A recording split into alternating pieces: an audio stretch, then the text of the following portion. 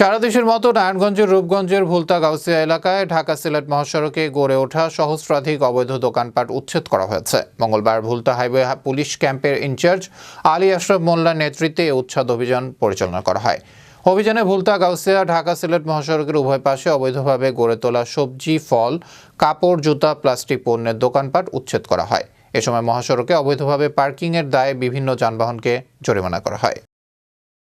আমরা যে গাড়িগুলো রাস্তায় রং পার্কিং করে দাঁড়িয়েছিল প্রায় 15টি গাড়ির বিরুদ্ধে আমরা প্রসিকিউশন দাখিল করেছি সড়ক পরিবহন আইনের 2018 ধারা অনুযায়ী। আমাদের হাইওয়ে পুলিশের তরফ থেকে এটা বলতে পারেন কন্টিনিউ প্রসেস। আমরা এটা রেগুলারভাবে চালিয়ে যাচ্ছি।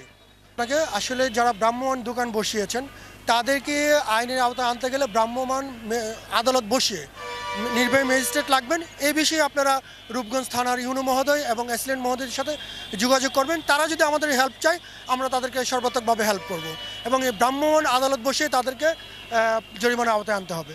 আমরা তাদেরকে জরিমানা আওতায় আনতে পারবো না। আমরা আওতায় আনতে পারবো যেসব গাড়ি অবৈধভাবে চলাচল করছে, ইজি বাইক, 3 হুইলার এবং রং পার্কিং করা এবং উল্টো পথে গাড়ি যেগুলো চলাচল করবে তাদেরকে আমরা আইনের আওতায় নিয়ে আসতে সক্ষম হয়েছে। যেখানে জনগণের সম্পৃক্ততা দরকার, সাংবাদিক মহলেদের আপনাদের সহযোগিতা দরকার, স্থানীয় প্রশাসন, থানা, ফাঁড়ি এবং ইউনো মহোদয়, উপজেলা প্রশাসন। আমার মনে হয় যদি উপজেলা প্রশাসনের উদ্যোগে সমন্বিতভাবে এই উদ্যোগটা চালানো যায় তাহলে সম্পূর্ণভাবে সফলতার মুখ আপনারা দেখবেন বলে আমি প্রত্যাশা ব্যক্ত